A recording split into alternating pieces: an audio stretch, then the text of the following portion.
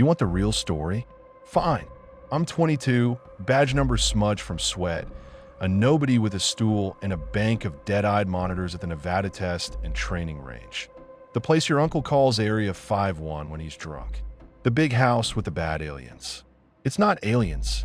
It's worse because it's ordinary until it isn't. If I'm confessing, it's because I finally understand what the mirrors have been doing to me, and maybe saying it out loud is the only way to keep my voice mine. My job is boring until the boredom feels like a trap. I watch 6 rooms on aging LCDs that hum like flies inside your skull. I do an inspection once a week so the union can say I enter controlled environments. There's a script for that. I don't speak inside the cells, not a word, because some of the abnormalities respond to sound. The official phrase is provoked by acoustic excitation, which is a Q-tip in the ear of a gunshot. I just step in, I check the chart on the wall. I check that we're stocked with whatever that room wants: salt, distilled water, light bulbs, or a nothing. Sometimes nothing is worse. Then I submit the report, watch cameras again, drive home, sleep, repeat, sync. The building is loud in the way a hospital is loud. Air handling that never stops, fans that skirl pale light. Clean like a crime scene. The floor polish has that sour lemon tang that climbs into your teeth. At my desk, swallowed by screens, I'm the cheap plug in the dam. That's how they phrase it in training. You're the last human layer. They smile when they say it like it's empowering. I kept a sticky note under my keyboard, yellow curling at the edges, a ring of coffee brown on the corner where a cup I didn't finish left a stain. It was a copy of the operational notes our handler rattled off at orientation. I wrote them in my words, not his. Rule 1. Don't speak inside containment, not even to yourself. Some things take words for doors. Rule 2. Never use reflective surfaces on site for personal checks. If you need to see your face, use the laminated photo in your badge. Rule 3. If an image persists after the lights go out, turn away. Call it in. Do not blink to make sure. Rule 4. After 0200, all mirrors are to be faced to the wall. If you find one facing out after 0200, you didn't. Rule 5. Safe 1, write your paperwork before you leave. Skipping it won't kill you.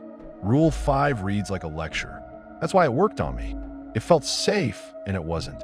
I left that one off my coworker Kimberly's desk on accident once, and she wrote dork on it with a heart. I tucked it back under my keyboard. I didn't know it would matter. All right, it's the end of my shift. Whatever's left of the paperwork I can do tomorrow, okay? I told her one night. I spoke too lightly, the way you do when you're pretending you're not asking for a favor you'll keep asking for. What? It's just 2 more pages to fill out. She glared at me, which she did a lot. She was the one who doted on procedures like they were pets. The tattoo on her wrist, 3 black bars, went purple when she got mad, the blood under the skin rising like a bruise. She held out my clipboard. I shrugged into my jacket instead. Oh my God, can't you do it? I'll check on that new cell on my way out and text you if it needs anything. Deal, I said, my mouth moving before the part of me that listens could break it. She exhaled through her nose, squinted, then slid the clipboard back onto her desk. Fine, but don't make this a habit. I don't like paperwork. That made me laugh. You live for paperwork. She rolled her eyes. I slipped my car keys into my pocket and took the steel ring with the bright orange fob-stamped C-17. The new room. The door on the far end of the D-hall, past the chemical storage where the floor smells like cold pennies. The place shudders all the time, a body asleep that never stops twitching. I walk the hall, counting the beats in the HVAC drone the way you count holes in ceiling panels when you can't sleep. I palmed the fob, pressed it to the reader. The light went from red to green with that tiny delayed chirp that always made me think of a bird with a broken beak. I went in, and I closed the door behind me because we close doors here. That motion lives in your bones. The room had a mirror in it. That's it. A cheap-looking rectangle in a steel frame that had been bolted to the wall like it was embarrassed to be there. I've seen doors that go nowhere and lights that hum until the floor swells with ants you can't see. But a mirror? The kind you'd lean against a rental's bedroom wall? I scoffed. It came out through my nose in a half laugh because the room was so still it felt wrong to laugh out loud. Did they seriously lock up a flea market mirror? I thought. Where'd they even find it? There was a usual checklist on the wall. Empty tick boxes for cleaning, refill, test fixture. A tray with a sealed bottle of Windex, like a joke.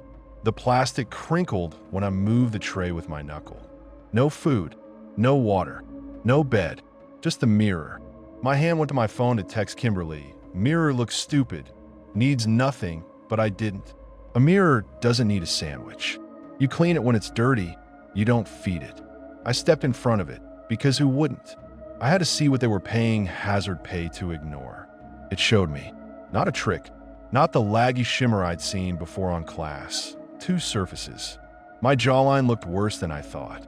The bags under my eyes were the color of a busted raisin. My nose had a zit on the left side that wasn't there yesterday. I raised my hand, and my reflection raised its hand at the same time, which is somehow more unnerving than if it hadn't. I turned away because I was wasting time and because something in my neck prickled like a cat hearing a dog pad into a room. I reached for the door handle, metal cold enough to make my palm ache. I pulled it open, then froze. A muffled thud. A voice. Not a voice like a person in the room with you, but that physical hit to the air when someone screams into a pillow. I turned back. The mirror stared calm, me looking spooked. The floor was clean enough to eat off of if you didn't mind the taste of disinfectant.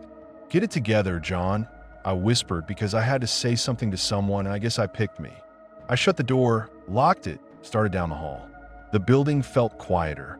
The beeping that typically clouded the air was thinner, like it had been turned down a notch. My brain wrote it off as fatigue. Anything you can explain, you should. That's survival here. I pulled into the black of the desert night. The stars above the range are a lie. They look like there's air up there you could drink. There's not, just distance. I drove. My car is a faded Corolla that pretends every pothole is a catastrophe. I kept my eyes forward because that's what you're supposed to do, but at a red light, I checked the rear view. No car behind me. Instead, in the glass, a shape. Not a trick of shadow. Not a little boy's monster under the bed. A figure slouched into the hollow between the back seat and the door, where you throw fast food wrappers and forget about them. No face, just the feeling you get when something is looking at you and it wants. "It's probably a bird or something," I said because I wanted a world where birds cling to door handles like thieves and stare you down through glass. I stared too long. The light turned green. Somebody honked. I drove. I didn't look again for a mile. I looked again. Still there. It clung to the door like it was latched to the handle, and the glass wavered around it as if what I was seeing had weight. I didn't pull over. Well, am I stupid? You pull over for shape in your own mirror? I went home. The stucco of my rental looked like a bad rash. I cut the engine, listened to it tick. The windshield reflected a forked yellow street lamp and a slice of moon like a peeled fingernail. Rear view, nothing. The shape had left no scratches, no dents, as if nothing had touched me but the idea. I knew I was paranoid over nothing. I said, because you keep your voice reasonable even when the world isn't. I locked the car, walked to the front door, and my porch light flickered and whined like it was choking. The little window in the door showed me a flattened oval of my entryway and my own dumb face. And then it didn't. For a breath, the glass made a shadow of me into that same shape, like it was swapping skins to see what fit. The pupils in that absence were white, not bright, white like boiled bone. My hand jerked. The key scraped the lock and clicked against the metal. I blinked, and it was me again. I went in, locked the door, shoes off by habit, keys on the counter with a clatter too loud for the space. "I just need sleep," I told the kitchen wall. I went to the bathroom because hot water make your head quieter. I showered. The tile is always cold on that line under the shower curtain where the curtain breathes. I scrubbed the back of my neck until it burned. I stepped out. Fog blurred the mirror like milk. I wiped a circle in it with my palm, and there it was, not me, not how glass behaves. The figure is closer in a mirror. That's the trick. It's not behind you. It's behind the idea of you. Eyes like wrong stars, set too far apart, too bright to be alive. The skin around them was nothing, just a gradient into the rest of the black like mold growing back into the wall. My hand flinched. My toothbrush clacked off the sink and skittered like a bug. I picked it up, and I don't know why I did this, I threw it. The plastic bounced off the mirror with that ugly thunk plastic makes on glass. The figure didn't blink. The steam swallowed both of us, and for a second I thought, I can hide in this. And then the steam thinned and it was still there. Stay back, I said. My breath trembled. My chest fell hollow in the middle like something had scooped it with a spoon. Get away. I did the smart thing. You will laugh. I ran to my room and covered every reflective surface like a widow covering mirrors after a death. Picture frames, face down. The TV, pushed so the screen pressed into the wall and left a smear. The window, curtains drawn. Even the silver strip on the edge of my nightstand lamp. I tilted it so the strip pointed to the floor. My room looked like a crime scene you'd staged badly. I lay down, heart clubbing the mattress from underneath, and I slept like a man who's been punched unconscious. The phone startled me awake, a chainsaw inside my head. I scraped my palm on the nightstand, finding it. The screen said boss in a font I hate. Hello. I croaked. John, where are you? You haven't clocked in. And, by the way, Kimberly says you left your paperwork to her yesterday. His voice is a fork. It scrapes the plate. God damn it, Kim. I looked at the time and felt stupid. It was afternoon. My body had taken sleep like a drug. I stood, hips aching like I'd been lying in the wrong shape. The curtains leaked a little light that made everything look like an old bruise. I thought about the mirror in the bathroom and my mouth filled with the metallic taste you get before you throw up. Boss, I don't think I should come in today, I said. I'm kind of seeing things. He sighed in a way that made me want to stop breathing. If you don't get down here, you can kiss your job goodbye. You think I'm letting you skip a shift because of the spooky? Get down here. Now. He hung up. He's a man who likes the slam of a call ending. Maybe that alone got me killed. If he'd been kinder, I'd have stayed home. I dressed badly. Clothes didn't feel like they had edges. I grabbed my keys. The door has a little oblong of glass, and I shut my eyes to open it. I locked it behind me without looking. I crossed my own driveway like a field with a landmine in it. The Corolla's window reflected the sky in a long, cold ribbon. In it, the figure stood a long way off, then pixel by pixel it came closer. It moved with that no-weight glide of a bug on water. I didn't wait to see what shape it would climb into. I got in the car and turned the key so hard it hurt the base of my thumb. I drove to work. Sometimes bravery looks like cowardice from the outside. Sometimes it's the other way around. The parking lot had more cars. The white paint lines were too bright in the sun, like fresh scars. Inside, my boss had his back against the front desk, arms crossed, talking to a handful of coworkers in that mode, where he's doing a performance of leadership. His eyes found me like a searchlight. His face went from fish belly to crimson. Since you want to skip out on your job, he said, his mouth making humorless shapes, I found a few worksheets you'll do by tonight. Not as much as usual, since that room with the cracked mirror isn't getting any paperwork until next week. He threw a packet at me. Paper stung my chest like it had bones. Yeah, I stopped. The word snagged. The cracked mirror? I said. Yes, he said, and his yes had nails in it. The new anomaly. Its files aren't here yet, so no one goes in until we get the data. He was looking at me like he knew I had. He didn't. He just looks like that. My blood went cold in my elbows like I'd plunged them into bleach water. The mirror hadn't been cracked. It had looked brand new, chrome, and cheap. If I told him that, he'd write me up and then tell me to fill out the incident report that would be my own eulogy. Kimberly should have told me if we were hands off. She's the one who memorizes the docket. I took the papers. I hugged them like a shield and walked to my office. On the way, I glanced into the little window of the door to C-17. The glass was glossy, a black pool, and in it, in the reflection, the shape stood in the corner of a room that wasn't that room. But the mirror on the wall, even with the crack crawling through the silver like lightning fossilized, The mirror only showed me. No sado, no white eyes. The glass had rules. Not mine. I charcoaled through worksheets. Every line I filled was a line of protective paint over a leak. Time slowed until I could hear the second hand falling off the clock on the wall. The building does this trick where the day gets thin as paper. Push a finger and it tears. Halfway through, I took a break because my hand was shaking and because the idea had come to me and now it wouldn't leave. I could just look. I'd gone in before and I was alive. If there was an answer, it might be sitting right there, cheap frame and all. I could fix this or at least name it. Naming things helps. We tell ourselves that at least.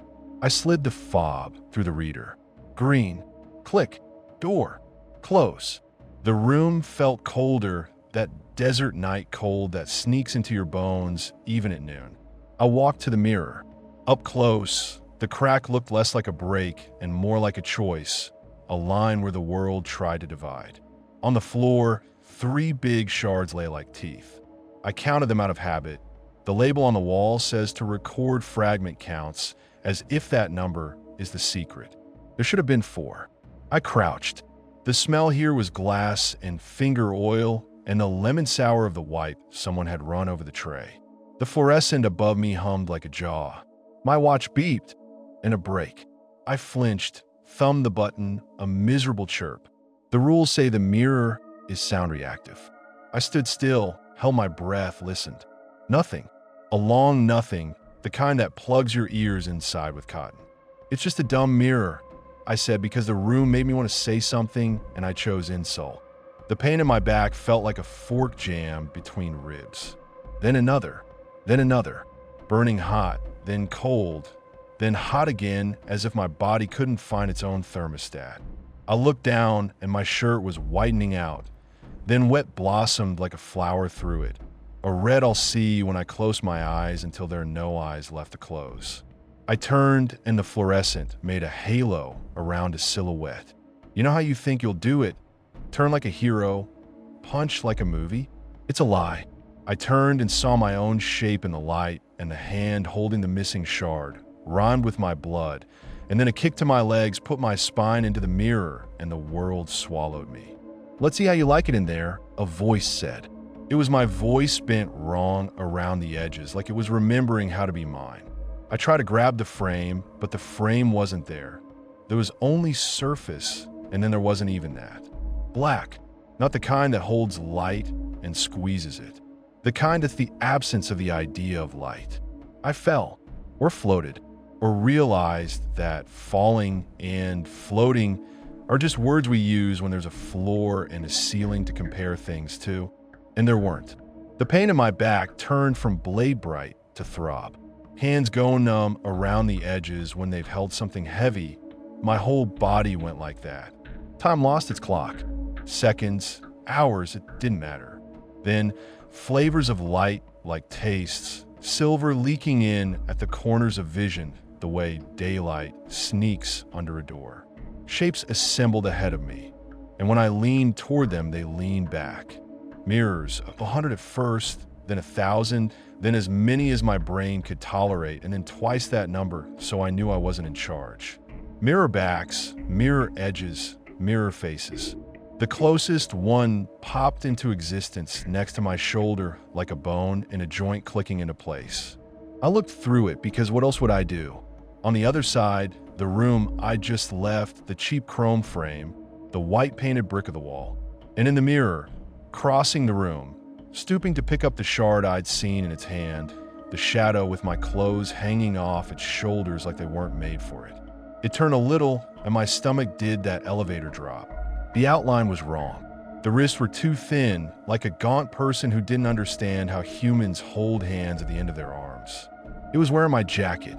Hey, I said, and my voice was swallowed by the black and fed back to me as cold air. I tapped the mirror with my knuckle. The sound didn't carry into the other room. I banged it with my palm until my palm bounced and sizzled, until my heartbeat drummed in my burned hand's bones. The thing in the room didn't look up. It didn't need to look to know where I was. It knew. The mirrors around me bloomed with other scenes. My car in another. My front door with its dumb oval of glass in another. Kimberly's desk, the coffee ring, my sticky note under my keyboard in another. My house again, the bathroom. I walked between them like I was walking between acquaintances at a party I didn't want to be at. Every mirror looked like a window. Every window had a me in it. My angle, my height, my stupid cowlick, but the me had a filter over it, the shapelessness smeared across it like thumb grease. I tried again, tapping when the thing had my car on the highway, a little north of town, the sun laying a strip of white down the hood. I thought about smashing the glass in that one. And then picture the car rolling 3 times and my neighbor finding the wreck and the shape sliding my body into a reflection in a piece of a broken headlight. I didn't. I watched. He went home. It used my key on my lock with an intimacy that made me gag. There are worse things than being dead. One of them is watching someone wear your habits like a suit. I tried the bathroom mirror when it went in. It ignored me there too. The eyes it wore, white like chalked over windows, looked past me even when I was nose to nose with the glass. The steam on my side of the mirror was black. I wiped at it and my hand came away dry. The wet belonged to the world on the other side. Okay, if I couldn't get it to look, I could get out. That thought came to me like a ripcord. I turned to the mirror that showed C-17 and the facility hallway outside. I took 3 steps back. The black held my feet like thick carpet. I ran and threw my shoulder into the glass. The impact ran up my bones like cold electricity. The mirror vibrated but didn't break. I took another step back. I rammed it again. On the 3rd hit, the silver in the glass made a sound like ice cracking on a lake. It spidered, lines racing like lightning in a storm. One more time. I didn't care if I bled. I was already bleeding. The mirror popped in the middle like a blister, and I fell through. For a second, I was nowhere, and then I was on concrete that radiated the day's heat into my cheek. I gasped. The air felt used. I looked at my hands. My skin had a tint to it like I'd been soaking in old tea. Color wrong by a few degrees. Like the black remembered me and was trying to keep a fingerprint. My back, nothing. No blood now. My shirt was torn and sticky with dried red, but the skin under it was closed and whole as if the hole in me had been edited out. That didn't make me feel better. That made me feel like I'd lost an argument with something I didn't understand. The hallway outside the room was full of people. The clack of shoes. Kimberly laughing, short, the way she laughs when she's Hersheying her own laugh down to size because she knows the boss doesn't like joy. I slipped behind the door and used the glass as a shield. I hauled myself up, lungs snapping like plastic, and stared at the window in the door. I saw the silhouette again, moving across the room I'd been in, bent over the mirror. The door swung open abruptly, the air sucking around it, and the thing walked in. My jacket, my posture, the little hitch in my left shoulder from baseball in high school. It squatted down, head tilting at the mirror I'd broken like a dog listening. I stood. I let the door close with the tiniest whisper of a click. I put my hand on the heaviest shard on the floor, and the fingerprint oil on it was mine, and the blood on it was too. The world hadn't started over. It had kept going. I did something I didn't think I had in me. I drove the glass into its back. Once. Again. In that closed room, the sound was hilariously small, just the wet of it. The body folded like bad paper. It turned, and the face that faced me was my face. Not shadow, not suggestion. My mouth, the little scar above my lip, the zip by my nose. My eyes, and then the white slid over them like frost. I looked at the mirror I'd come out of. You can't argue with a rule for long without making it into a bad religion. I grabbed its ankle, and in my softest, most kindly voice, I said, "Let's see how you like it in there," and I shoved. It pinwheeled silently and hit the surface. It sank. The black swallowed the white of its eyes last, the way a drain slurps the last curl of milk. The mirror burped a small, rude sound, and then it was just a mirror again, cracked, my face in it, sweaty, wrong-colored around the edges. My hand shook so hard the shards slipped from them and chinked the floor. I went to my office. He said. Kimberly was there with a folder and the posture of someone about to lecture me. My desk had 2 pages of forms. 2. The exact number I'd left yesterday. Deja vu isn't a trick, it's a warning. "Hey," she said, and then she saw my shirt. "Jesus, did you?" "I'm fine," I said. My voice was a bell someone had dented. "I just need to finish these." She looked at me, skeptical, which is her love language. She left me alone. The cursor blinked. It was the worst metronome on earth. The rules in my head whispered like wine through a dry skull. Rule 5 looked harmless from this angle. Write your paperwork before you leave. Skipping it won't kill you. I picked up a pen that wasn't mine. Kim uses blue. I use black. This one was blue, and I initialed a line in the wrong box and hated myself in a fresh way. Time went on like it always does, then it bent. The room grew colder. The fluorescent rifled the air riffled back. Relief buzzed in my nerves like a phone on a table. I could leave. The paperwork was almost done. I didn't want to finish my paperwork. I was certain the paperwork was the trap. So I did the thing that had almost killed me. I pawned the job off on Kim. "I'll go check a room while you finish the last pages," I told her casual. I could hear myself from far away. I walked down the hall to C17. The door looked like every door. I knew it by the way my heart reacted to it, a dog hearing a tone you can't. My hand was on the fob before my brain said yes. The light on the reader blinked green. The door sighed and I went in. The room had a mirror, of course. The frame didn't look cracked from the angle I first caught it, or maybe it was the light, or maybe it hadn't decided to be broken yet. My stomach curled on itself like paper over open flame. Logic said, don't. Curiosity said, this is the story. There was nothing odd, but everything was odd. I turned to leave. Something in my body told me to look again. That's not drama. That's what happened. A little yank at the neck, a tug at the back of my eyes, like a fishhook embedded and pulled. I pivoted fast enough to make myself dizzy. And there, in the glass, not me, there was someone in my reflection. It didn't move the way I move. That's the first tell. You think it's subtle, but your gut knows. My reflection raised its hand like it was trying on my arm for size, and a half second after me. A lag like a bad video call. My skin went cold under the fluorescent. The crack in the glass made a white vein through its forehead and missed mine. You ever feel every hair on your arm decide to stand? That. My throat worked. Rule 1 jumped up in my head. Don't speak in containment. Not a word. And the anger I felt at myself for wanting to say hello was big and immediate and hot like touching a skillet. I pressed my lips together until I tasted metal where a tooth cut skin. The reflection did, too. It pinched its mouth into a bloodless line a beat late. Then it smiled at me. I didn't smile. The smile didn't fit my face. It rode in the wrong place. Corners climbing a little too far, like a cartoon of a person who'd watched people do that and was hitting the marks without the muscles. I moved my head left. It moved its head right. That's normal, mirror logic. But the eyelids didn't track. Its eyes were white in the way chalk is white, not the way eyes are white. They didn't catch the yellow from the light. I could smell the cleaner on the tray, the lemon and the isopropyl and the tinny breath of the AC. Behind me, through the door's window, the hallway coughed up a stray voice and the smack of a binder dropped on a desk. I thought, hard and fast. If I scream, the mirror has sound to work with.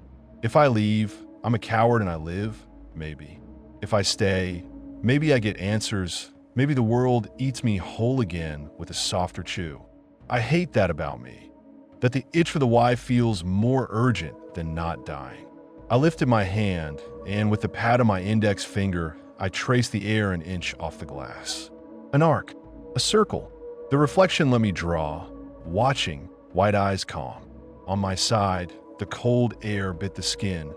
On its side, it was too still. I flattened my palm. It put its palm up to mine a beat late. I could see the ridges of my fingerprint throbbing with blood and heat. On its side, there were no fingerprints, just an erased blur where pattern should be. I took my hand away and the reflection didn't. It kept its palm there as if the glass was warmer than the air on its side.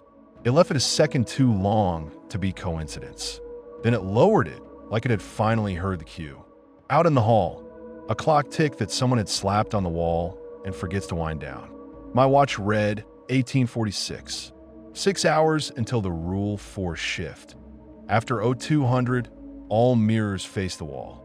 A safe rule until you realize it's exactly the hour when things turn with their faces hidden. I did the unwise thing. I reached down and slid the cleaning tray closer with my foot. The spray bottle rattled against its plastic cradle. I took a paper towel and spritzed once. The sound made an echo like a quiet rain. The reflection's face sharpened as the glass smeared. I wiped slow, top to bottom. The rag squeaked. The figure's eyes rode the rag like they were glued to the sound. A small shift. It wanted noise. It wanted the door I'd kept shut by keeping quiet. Every rule here reads like a bedtime story until you feel the teeth under the illustrations. I put the rag down. I stood still. I nodded at my own face. It nodded back late. Then it changed like a page flipping. The delay drained away. It matched me. The smile came again, and this time it wasn't too wide. It was mine. The white seeped in from the edges and colored in the pupils, and for a second my knees dipped. There I was. There I am. No, I said, breath ghosting my teeth, catching my voice before it ran from my mouth, but my mouth had already let a syllable loose. Sound. The mirror tilted its head at the shape of the word it couldn't have heard and smiled the way a person smiles when they recognize a song in a different key. I backed up and my heel slid against a shard. It sang a tiny bright note, and the mirror's smile widened in the old wrong way. The door opened. Not this door. The hallway door to C block. John? You in there? Kimberly. Her voice on the other side of the world, casual but raised because she hates standing in hallways talking to doors. Your boss is making me do your signature lines. I need to know if there's an incident number on C17. Hello. I kept my mouth closed. I put 2 fingers up, pointed to the glass, pointed to my own chest, then drew a fast X over my throat. The reflection mirrored me perfectly now, immediate. The wrongness had gone subtle again. I thought, not a trick, a choice. It can do lag or it could do live. What does it want? Kim knocked on the hall window, nails clicking. If there's an incident number, text me, she said. Then her footsteps faded toward the office like cards shuffling. I exhaled through my nose, and the reflection fogged a little too much, and the fog on its side didn't move the way breath does against cold. Think. Rule 2. No reflective surfaces for personal checks. The rear view yesterday. The door's window today. The bathroom mirror last night. Each was a door I'd opened for it. That rule wasn't prissy. It was a safety line I'd laughed at and stepped over. Okay, I whispered and caught the word too late. I backed up to the door, hand on the handle. The reflection put its hand where mine was in space. It knew my reach. It's been measuring me. My shoulders tightened. If I left now, I take it with me in anything shiny. If I stay, I give it sound. No good choice. Story of my life. The mirror did the thing that hurt somehow more than the white eyes. It mouthed my name and made my face look like it was calling me from the other side of a crowded station. I cracked the door to let the air in my head change. The hallway air tasted of oxidized metal and stale coffee. The camera bubble at the corner watched with its bug-eyed indifference. I took one breath, 2, then closed the door again. When I turned, I was looking at an empty mirror, a crack, a room. No figure. Nothing. My chest squeezed like I'd been running. I waited for the sound, the hiss, the little ping from my watch, anything. Nothing. The mirror gave me back to me. I lifted my hand and waved it in a stupid little test, as if I hadn't seen enough tests already. It followed immediately, like you want a mirror or two. I leaned close. The white of my eyes looked like sleep grit. My pupils were normal. The skin of my lip was a little swollen from biting it. You blinked, I said to myself without letting the air shape the syllables. My brain spat rule 3 in my face. If an image persists after the lights go out, turn away, call it in. Do not blink to make sure. I blinked, but the lights hadn't gone out. The mirror had simulated that dead, absolute stillness. blanking itself the way your computer screen goes to sleep. And I'd done the idiot thing. I tried to restart it with a human tick. I left the room. I locked it. I tried to shrink inside my skin so the cameras would have less of me to see. I made it to my office, into the comfort of pencil lines and boxes and spaces for initials. My desk light buzzed. The sticky note was where it always hides, under the keyboard, top right corner brown by coffee. The rules in my scrawl. My eyes snared on Rule 5 again, and I wanted, with a physical ache, to tear it up. Write your paperwork before you leave. Skipping it won't kill you. It read like peanuts at a bar. Free, thoughtless. My lip curled. The safe rule. The one that held your day in place. Hooking each task to the last like coupling cars on a train. I realized then that the mirror didn't have to swing at you with something dramatic to knock you off your rails. It could use your neatness. Fill out this line. Be a good boy. Stay in the parameters. Don't make ripples. The mirror lives in the flat water. I finished the last 2 pages. The pen clicked against my finger. When I went to initial the very last box, the line wavered like heat between me and the paper. The letters I wrote were mine, but a little off, like me written by somebody who had only seen me in reflections. My stomach cramped. I left the initial, wrongness and all, and I stood up. Package for C-17, a guard said, popping his head in and tossing a manila envelope on my desk like he was lobbing me a sandwich. Courier dropped it. Looks like your data. I glared at the back of his head as he left. The envelope smelled like glue and someone else's office. I slit with my thumbnail. Pages slid out.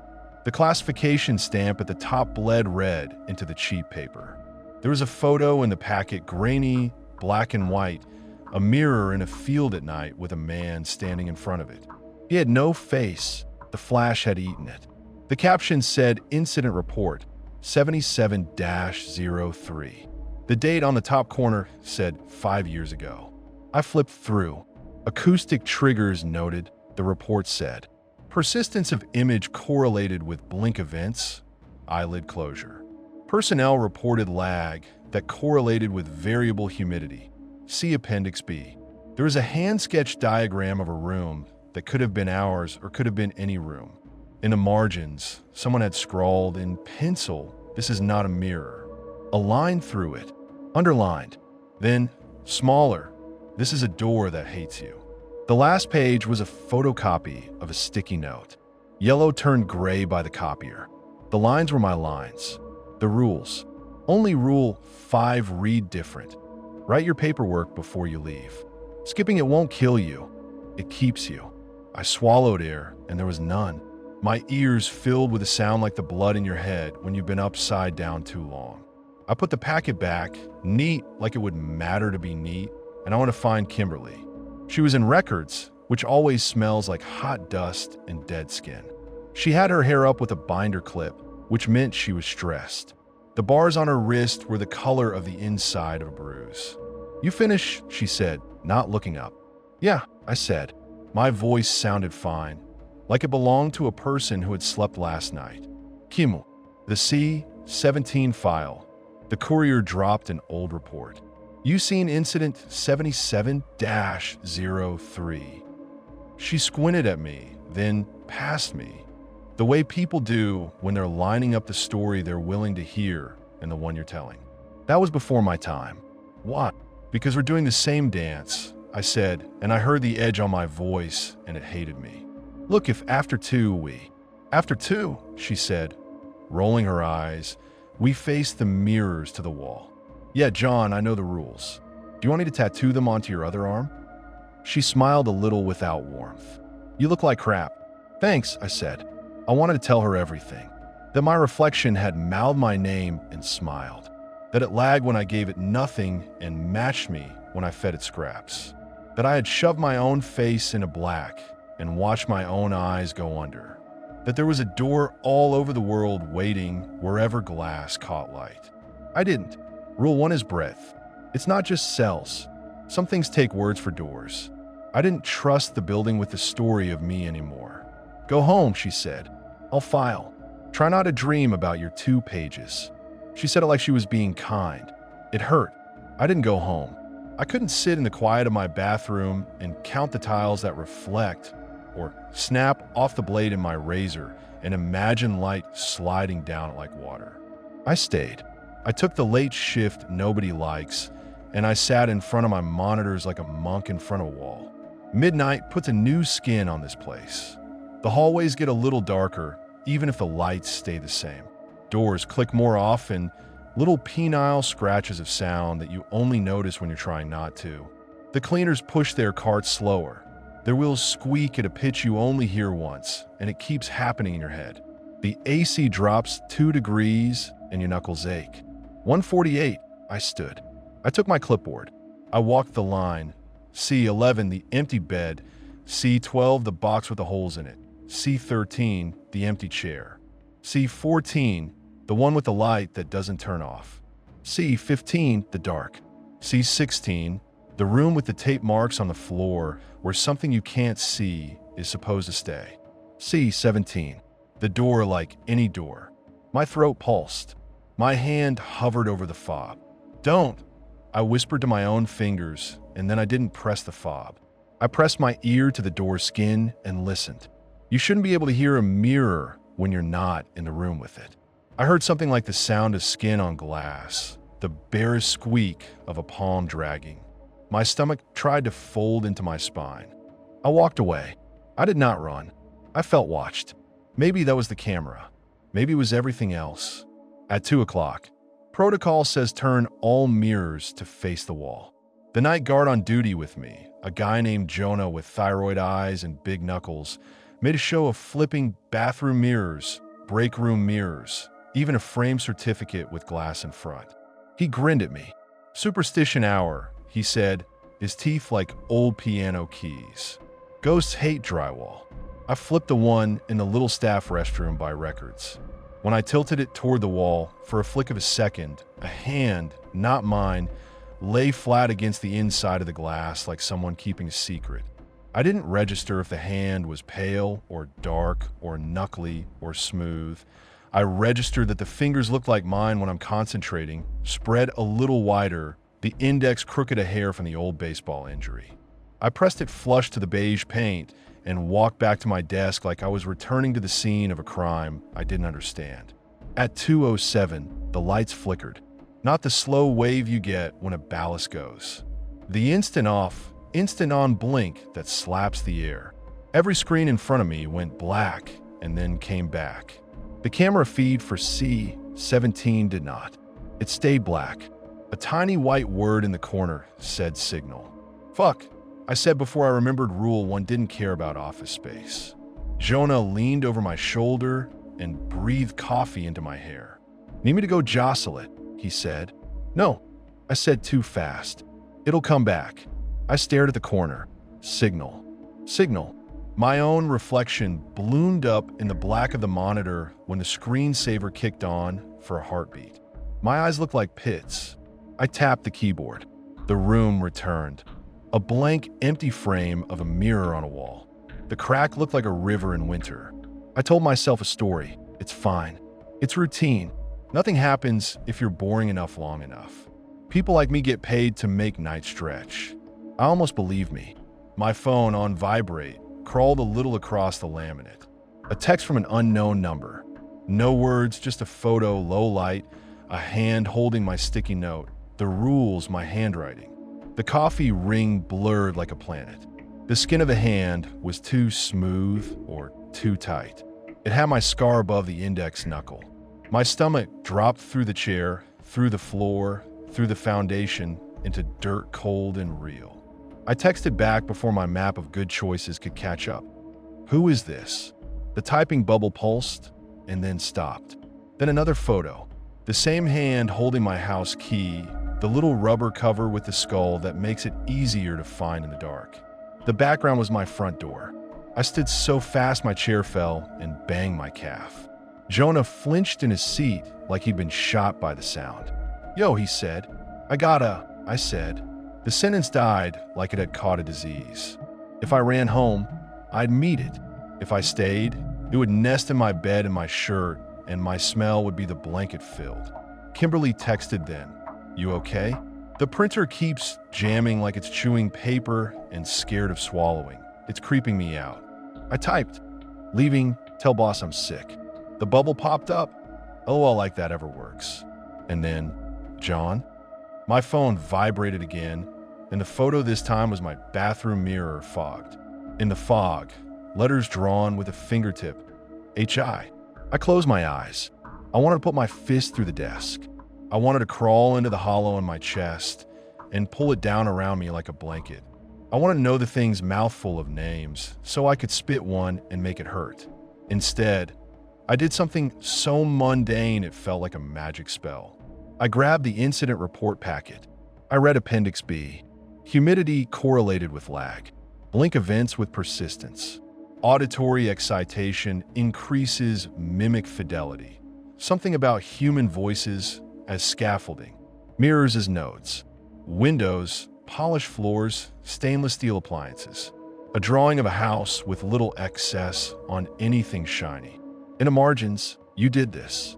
Under that, lighter, you keep doing it. Okay, I said to the air that hates me, and I took the laminated photo from my badge, a stupid little headshot, and I held it up in front of my face and looked at that instead of the glass of my phone or the black of my monitor, and I breathed. The photo showed me when I wasn't present enough to wear my face. It helped. I put it down. I texted Kim, do not look in any mirrors. Turn them all to the wall. If you see me, walk away. She sent back, dude, are you pranking me? I wanted to scream into the phone. I sent, please. She sent, okay, you're scaring me. Come to Records? I didn't go to Records. I went to C17. The hallway smelled like it had been wiped down with cheap vodka. My shoe squeaked. The door's little window stared. I pressed my forehead to the cold next to it and felt the temperature print into my skin. I keyed in. The light went green. I opened the door. The mirror had things taped around it now, and for a second my heart leapt with gratitude because someone had done the safe, normal thing. Put perimeter tape up, hung a dust sheet half over it. The dust sheet breathed faintly in the HVAC. I didn't trust it. I crossed the room, grabbed the edge of the sheet, and pulled it down. It slid like skin off a snake. In the mirror was my bathroom. The fog, the letters already smeared, the shower curtain dripping. A sound that wasn't in the room pressed the inside of my ear. The drip and the hollow ring of a shower head tapping metal. I could smell my own house, whiffs of my soap, the mildew I keep meaning to kill, the faint iron of my own blood dried and scrubbed and not fully gone. I reached for the frame. My fingers found it. The silver was warm. Don't, I told myself, and I did anyway. I said, out loud, against Rule 1 and every rule. If you touch her, I will cut you into pieces too small to catch light. The sentence tasted like copper and bad music. My voice went into the glass, and the fog on the other side swirled, and the letters unsmeared and made a new word. Okay. I hated the relief that washed through me. That's how it gets you, handing you little yes until you put your mouth on the spigot and say please. Why me? I asked it, hating that I'd asked, hating the answer I wouldn't get. The fog wrote, you look. I laughed hard once, sharp, a bark you'd cough up blood with if you weren't careful. I don't have to. The fog wrote, you keep writing. What? I said, but I knew. The forms, the initials, the rules taped under my keyboard, scribbled in my hand, copied in somebody else's, photocopied back into mine, sent to my phone by something that didn't own a phone. The world likes a rhythm. The mirror is a metronome. Fine, I said. We'll write different. I thought I was clever. I unscrewed the spray bottle cap, poured the Windex onto the floor until the air bit my sinuses, and I kicked the little tray aside. I grabbed the frame of the mirror and I dragged, hard, until the bolts squealed. The glass juddered. I wrenched until the metal screamed, and the top left bolt popped out like a loose tooth. The mirror tilted. The bathroom on the other side tilted, too. The water ran crooked. The lights in the glass flickered as if I'd jostled something electric. I thought, if I put this face to the wall now, will the door on the other side seal? Will it trap it out? Will Will it trap me in? Who gets sealed with who? Something hissed behind me. A breath where nobody stood. My neck prickled. No, I said to my own stupid animal brain that wanted to hurl this thing down and run. The door opened. Real door. C-17. Kimberly stepped in like she had a right to. "What the hell are you doing?" she said, then saw the mirror, saw my bathroom in it, saw the fog. Her mouth went small. She had a pen in her hand. She tightened her fist.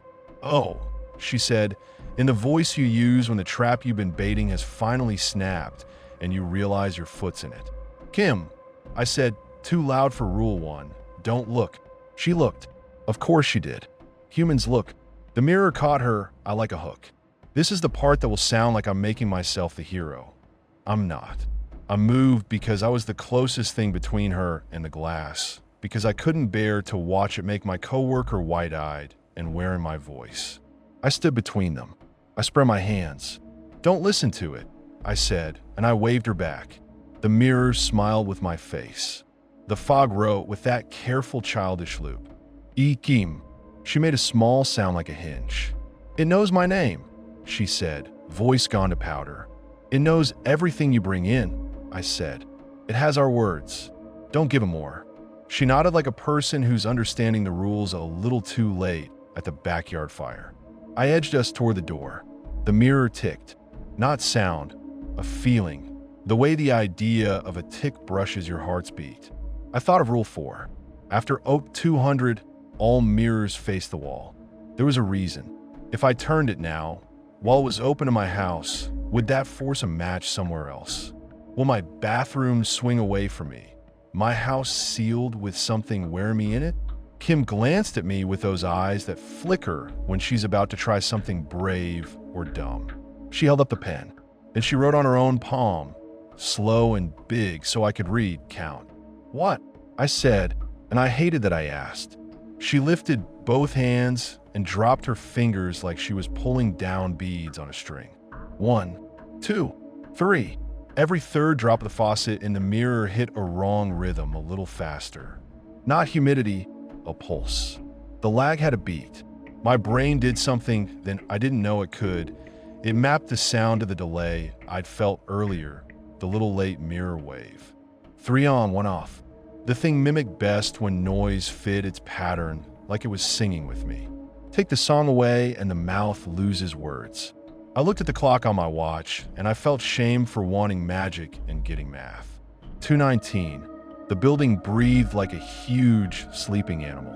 "Okay," I said, "we make it, miss." "Ow," Kim said, and her voice trembled, and it made me want to make a home in that tremble and stay there. "We break the beat." I grabbed the spray bottle, empty. I smacked it against the frame once, twice, when the faucet would have dripped. The mirror's image ticked, and the fog writing smeared, like a hand dragged over it a half-second too early, and that white showed under it like gesso under a painting. The mirror didn't like that. I felt it like pressure, like a storm air. The crack in the glass crawled an extra inch like a slow branch. The bathroom light in the glass went wildly bright and then dimmed, the way old bulbs die. "You're pissing it off," Kim said, and there was awe in it, which I will admit, yes, I needed. "Good," I said, and I smacked again offbeat, and I shouted, because whispering wasn't going to make me safe. "You can't carry me if you can't keep time." The fog wrote, "Don't need time," and the handwriting had changed. It looked like mine. "No," I said, grin ugly. "You need me." I don't know if I believe that, but it made me bold. I yanked the frame sideways. It groaned. The bolts protested. I planted a foot against the wall under the mirror and pushed like I was closing a stubborn window. The last bolt screamed and snapped. The whole glass pitched forward. "John," Kim said. She stepped toward me. "Back," I said, and I felt oddly calm, like the quiet you get the second before the car hits the guardrail. I let the mirror tilt down, until my bathroom lay like a pond at my feet. The reflection of my black shower drained a hole in the sky. The fog wrote a smear of my name, and then tore it in half as the letters fell sideways. "I turn it," I said, not looking away, "and maybe I break the line. Maybe it can't find me. Maybe it finds anyone. If it needs me like I said, then it'll follow you anywhere you show up, Kim finished. And there was that little edge to her mouth when she's proud she's kept up. Yeah, I said. We starve it. I dragged the mirror further, so the face was almost flat with the floor, and then with my foot, I kicked the dust sheet under it, pulled, and flipped the whole thing so it lay face down on the concrete. The sound it made when glass-kissed floor was small and final, the way a book closed by tired hand sounds. The room went cold enough my breath smoked. The bathroom disappeared. Obviously, the room filled with ordinary. The concrete smelled like concrete again. You don't know how loud a silence is until it shouts from every direction. We stood over it like people who have pushed a very big rock onto a bad weed. We waited. The floor didn't move. The mirror didn't thrum like a vein. It just lay there, silent and face to the wall if the wall were a floor. I think Kim started, and then my phone buzzed. I didn't want to look. I looked. A text with a photo. My living room. My TV, black screen. In a glass of it, two little white eyes like a cartoon peeking out. Under the eyes, a mouth, and the mouth was mine. The message said, "See you." I closed my eyes. The phone felt hot. It's not just the mirror, I said, idiot slow. It's anything. Rule 2, not a prissy note. A map. I let it ride in my rear view in my door glass on my TV. It didn't need this thing on the floor to get to me. It needed the human disease where we put glass between us and the world and call it connection. Then we kill every screen, Kim said, and grinned like a dangerous idea had a face, and it was hers. At least until day. We couldn't kill the building's cameras, but we could kill enough to make it hungry.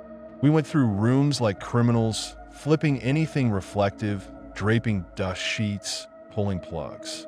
In the staff kitchen, I put my hand over the fridge's brushed steel and swear to God, I felt something tick like a watch. We turned it to the wall.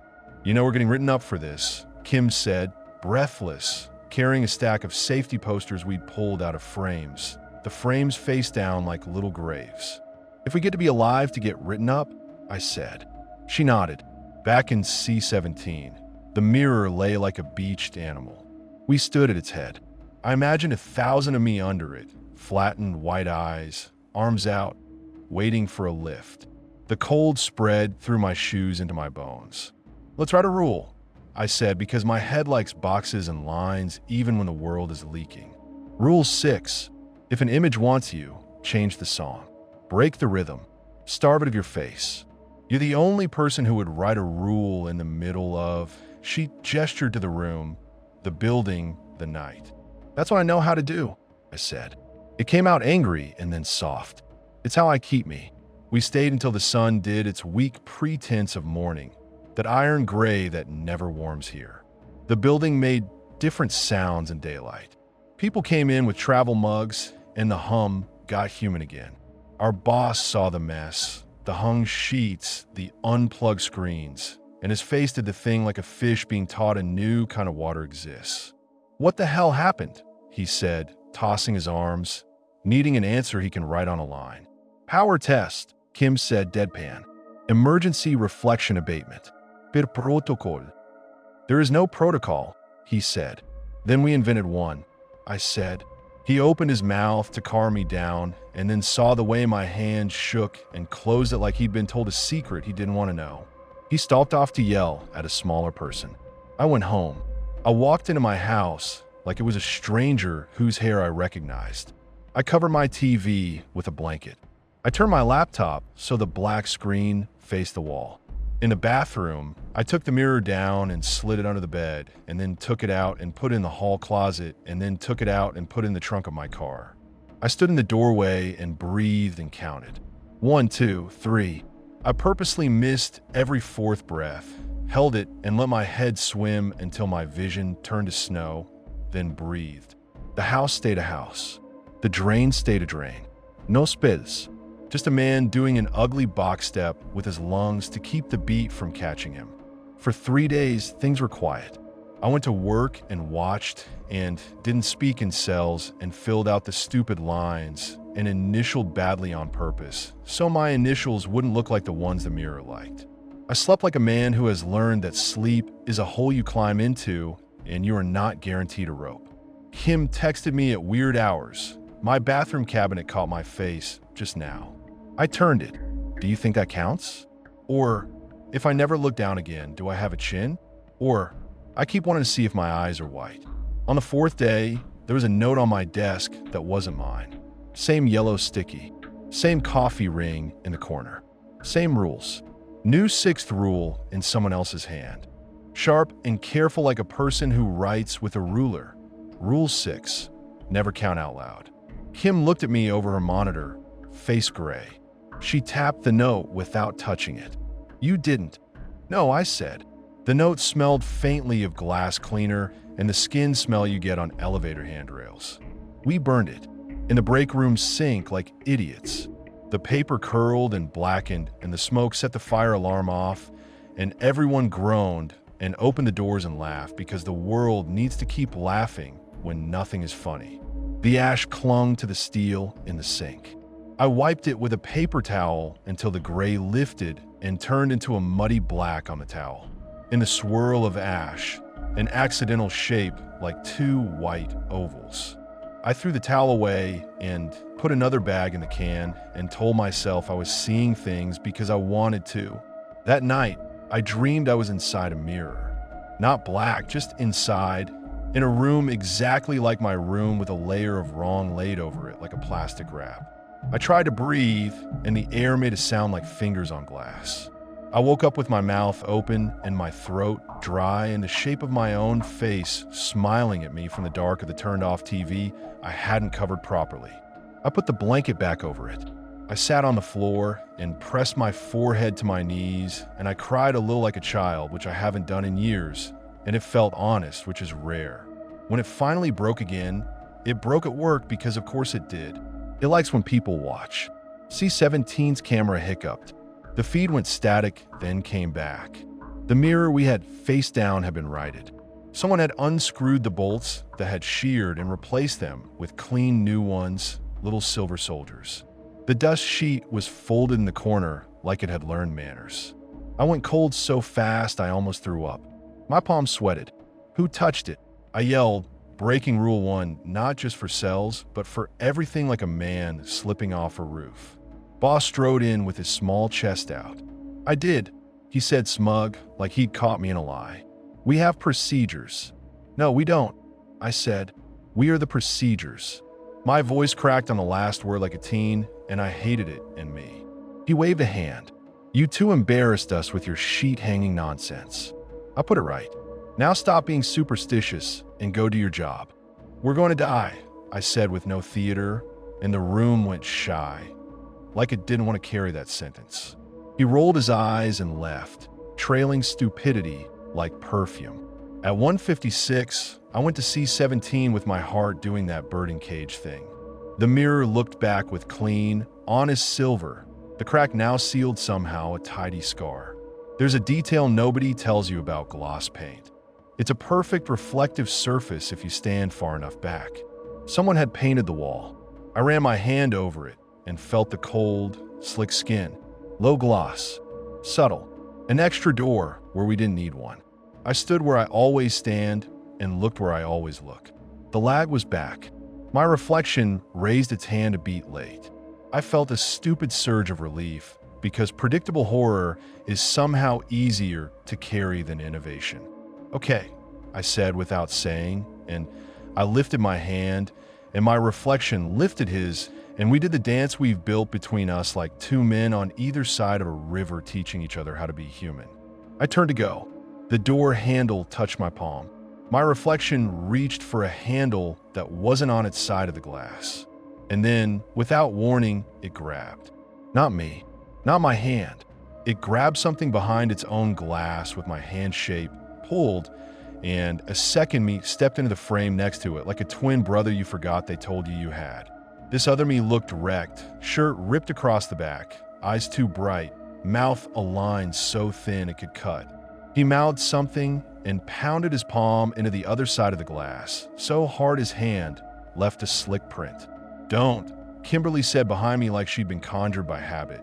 because I always find trouble right before she gets there. Don't do what it wants. What does it want? I asked. You, she said, and it was the easiest answer in the world. The two in the mirror looked at me like I was their weather. The Lagme smiled. The Wreckme grimaced. Behind them, very far back, a movement like ripples in a pond going the wrong way. I said, I think I've been here. The deja vu wasn't a trick. It wasn't a warning. It was a map. I'd been stabbed, shoved into black, crawled out, shoved another me back. I'd broken the beat and fed it rhythm, both. I turned the mirror and then turned it back. What if that wasn't a loop? What if that was the pattern it needed from me to keep writing? It wanted me to write the same day until the day learned me by heart. Kim's hand closed around my forearm, and I felt the bone through the skin, and I wanted to weep again for how alive that felt. Leave it, she said. I can't, I said. I think I started. The safe rule clicked into place like a key that had been jammed and finally turned. Write your paperwork before you leave.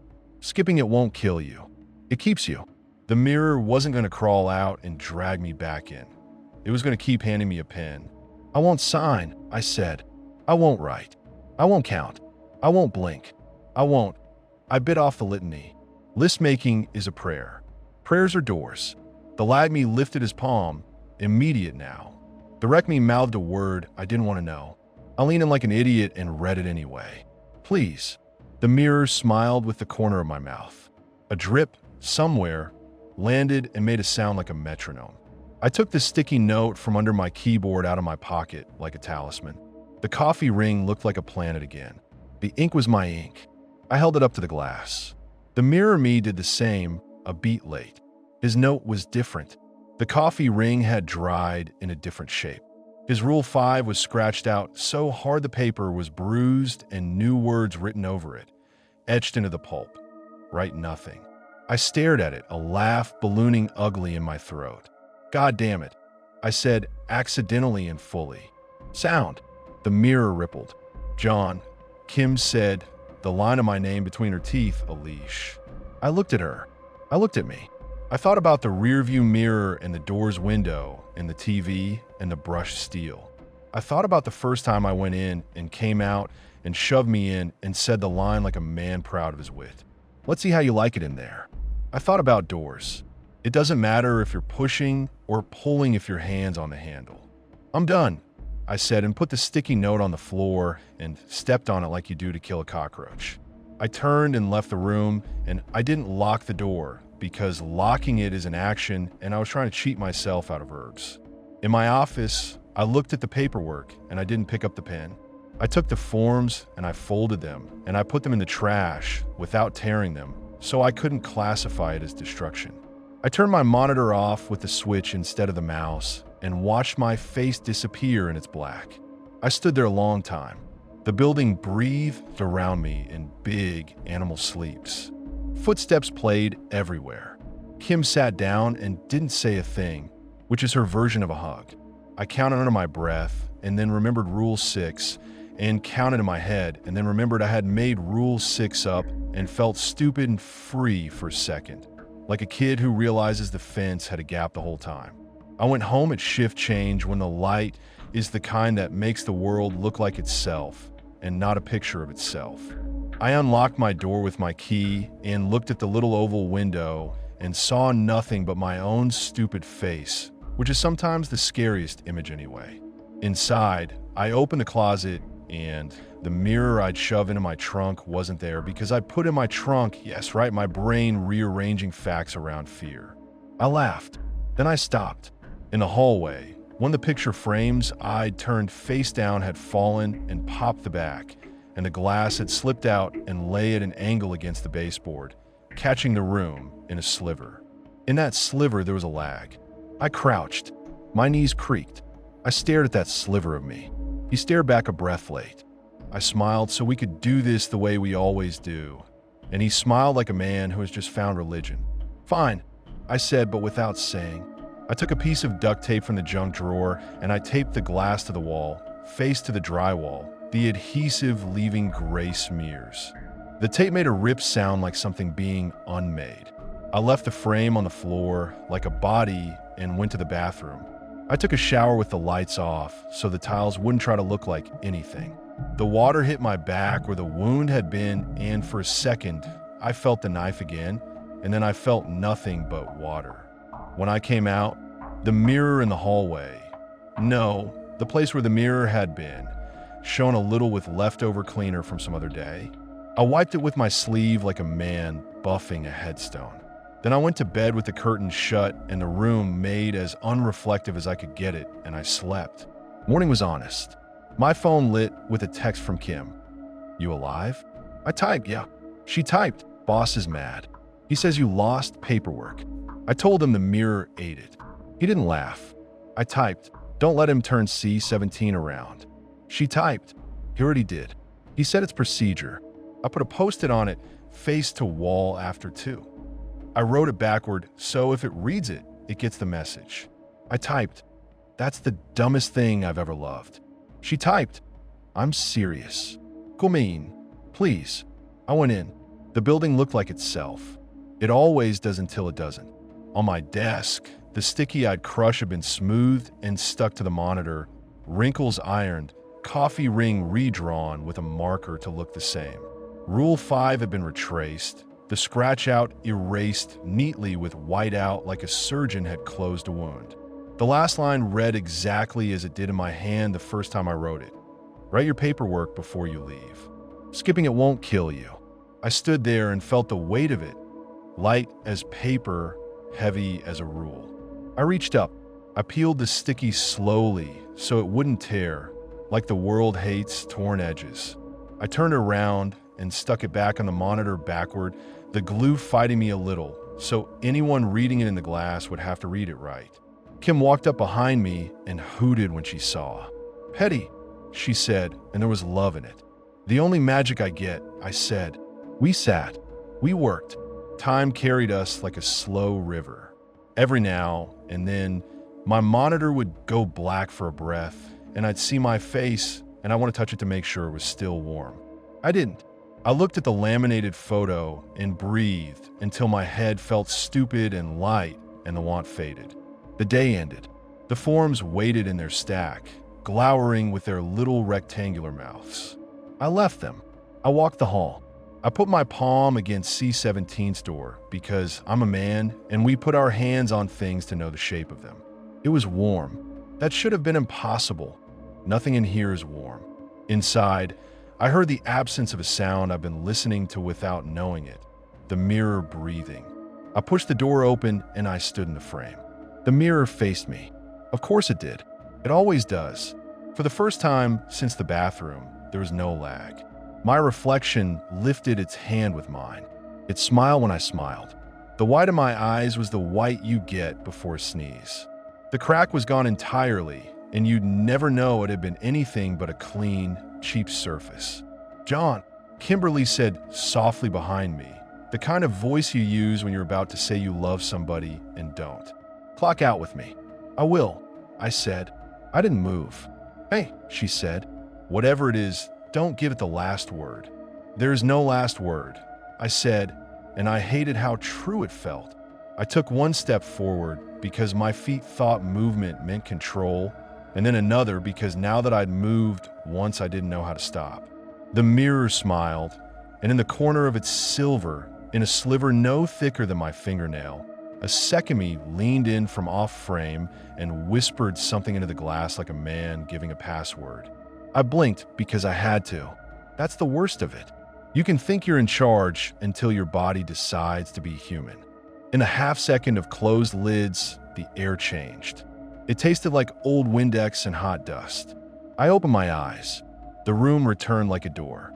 My reflection smiled like it had been there all along, and then, in a tiny movement that nobody else in the world would care about, it raised one finger to its lips the way you tell a child not to speak. Kim's hand found my wrist bone and squeezed. My throat felt raw. The AC coughed. Somewhere in the building, a sink dripped. "Okay," I said to my own face, very calm. "Okay." I stepped back. I pulled the door closed. I put my hand on the handle and left it there until the heat of my palm printed into the metal, until the skin felt raw. I walked away. I didn't fill in my lines. I didn't write my initials. I didn't count my steps. I went home. The house greeted me with the comfortable smell of laundry that's not quite dry. I dropped my keys in their bowl, and it made the old sound. I didn't look in the little window of the door as I closed it. I didn't look at the black TV in the corner covered. I didn't look in the black of the microwave. I went to the bedroom and pulled the curtains and lay down on my side, the springs complaining in their familiar way. I woke up in the dark with a feeling like somebody had said my name through a wall. The hallway was a little brighter than the room. A neighbor's porch light leaks in under my door. I lay there making a deal with myself. If you don't move, nothing can see you. Then I moved because I can't keep a deal with me for long. I walked to the door and I looked down, and in the thin line of light under it, I saw 2 white slashes that could be eyes if you're the kind of person who keeps seeing the thing you already know. I leaned my forehead against the wood and breathed until the breath made heat, and the heat made pain, and the pain made me remember my body again. Then I laughed with no humor in it, and goosebumps tore up my arms, and I went back to bed. When my alarm went off, I got up like a person who has a job. I put on my shirt. I walked to the front door. The oval window on it showed me a slice of my face. I looked at my eyes, and for a second they looked white, and then they looked normal, and then they looked like eyes. I opened the door. I stepped out into the morning. That's always a trick until it isn't. I locked the door. I turned because something in my body told me to look again. I looked. There's someone in my reflection.